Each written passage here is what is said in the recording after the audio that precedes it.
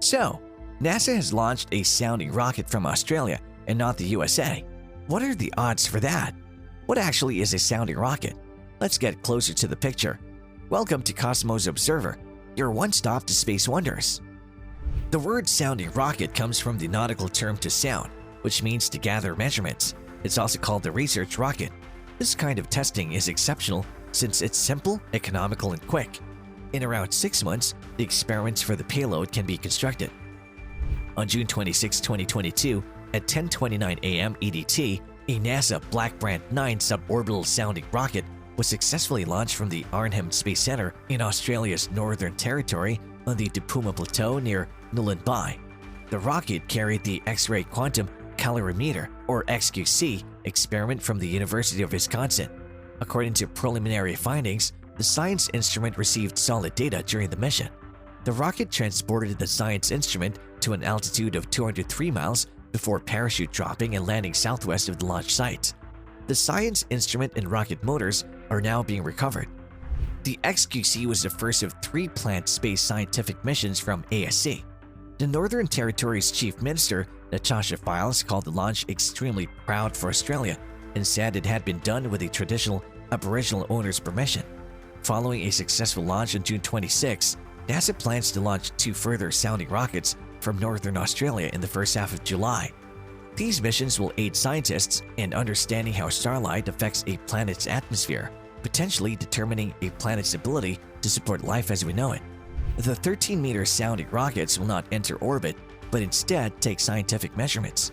The 2 stars in the 3-star Alpha Centauri system that's nearest to our Sun, Alpha Centauri A and B, will be the focus of 2 of the 3 missions.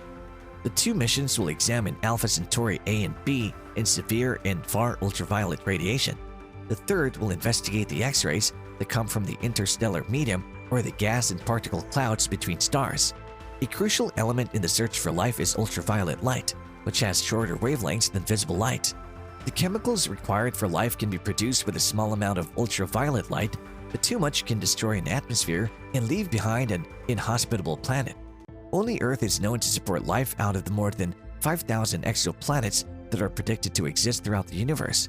Astronomers have concentrated on planets that orbit in the habitable zone, or the distances from a star where a planet's surface temperature might support water, in their quest for further exoplanets that might support life as we know it. While having water on a planet helps it to be habitable, it also needs an atmosphere to maintain a biosphere similar to that of Earth. Any water vapor in the upper atmosphere could escape if the habitable zone is exposed to too much UV light, rapidly drying out the planet. A planet's host star's radiation and powerful flares can also degrade atmospheres, exposing the surface to intense UV radiation that can disintegrate compounds like DNA. However, it isn't clear how much UV radiation various kinds of stars release. Astronomers cannot reliably estimate which planets might support life without accurate knowledge. Ultraviolet radiation from the Sun played a role in how Mars lost its atmosphere and how Venus turned into a dry, barren landscape, said Brian Fleming, an astronomer at the University of Colorado Boulder and principal investigator for one of the missions, the Dual-Channel Extreme Ultraviolet Continuum Experiment or DEUCE. Understanding ultraviolet radiation is extremely important to understanding what makes a planet habitable. The second mission of the University of Colorado Boulder's Sistine, or suborbital imaging spectrograph or transition region, irradiance from nearby exoplanet host stars. Sistine, which is scheduled to launch on July 4th at 6:54 a.m. EDT, will investigate how ultraviolet radiation from stars impacts the atmospheres of the planets they orbit. Particularly, the gas is expected to be life-signaling molecules. The third mission, the Dual-Channel Extreme Ultraviolet Continuum Experiment or DEUCE, is also from the University of Colorado Boulder and is scheduled to launch on July 12th. DEUCE will measure a previously unknown portion of their extreme ultraviolet light spectrum. These measurements are required in order to model stars similar to and smaller than our Sun and to comprehend their influence on planetary atmospheres. The 2 missions, which will take off just 1 week apart, providing a complete image of the ultraviolet light emanating from Alpha Centauri A and B. Alpha Centauri A and B were chosen by the researchers because they can be used as a suitable benchmark to calibrate observations made from the Sun, the only other star for which we have full UV measurements. In space, dust and gas absorb ultraviolet light. Due to this, it's incredibly difficult to measure ultraviolet radiation at the level required for these kinds of investigations from stars that are farther away.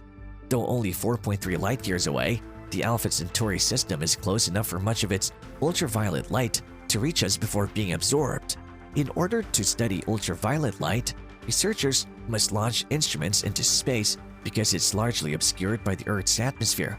Since only one instrument is capable of measuring the entire spectrum of ultraviolet light, SIS-10 will measure the longer, far-ultraviolet wavelengths, while DEUCE will measure the shorter, extreme ultraviolet wavelengths.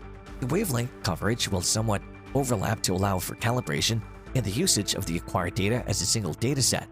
The models developed using this data will then enable astronomers to determine which other star systems may harbor potentially habitable conditions. Looking at Alpha Centauri will help us check if the other stars like the Sun have the same radiation environment, or if there are a range of environments, Kevin France said. We have to go to Australia to study it because we can't easily see these stars from the Northern Hemisphere to measure them. Equatorial Launch Australia, or ELA, is the owner and operator of the Arnhem Space Center, which is situated on the land of the Gumatj people, who have been consulted as the traditional guardians of the area as part of the launch approval procedure. Jawa Yunopiu, chair of Gumatj Corporation, said last year that the launch preparations are a stride towards the future for our people. These scientific investigations can only be carried out from the Southern Hemisphere, together with a third mission, the X-ray Quantum Calorimeter, or XQC, which flew on June 26. Launches marked several firsts for the Australian space sector. They're also a significant step forward for commercial space operators, indicating the possibility of future cooperative ventures between Australia and the United States. For the first time ever, NASA conducts a launch from a non-American commercial launch facility. Since 1995, when launches were made from the Royal Australian Air Force Woomera Range Complex, the campaign will also mark the first NASA rocket launches from Australia. This is a massive logistical endeavor, with each rocket being brought to the launch location by barge. Late in May, some 60 NASA employees from Wallops traveled to support the effort. Beginning in early June, 15 more members of the science team arrived in Arnhem. NASA planned and built the rockets, which will be used for scientific investigations into the physics of the Sun, astrophysics, and the type of planetary science that can only be conducted in the Southern Hemisphere. After the launches, NASA claims it'll clean up everything material, including casing and payloads, and return it to the United States.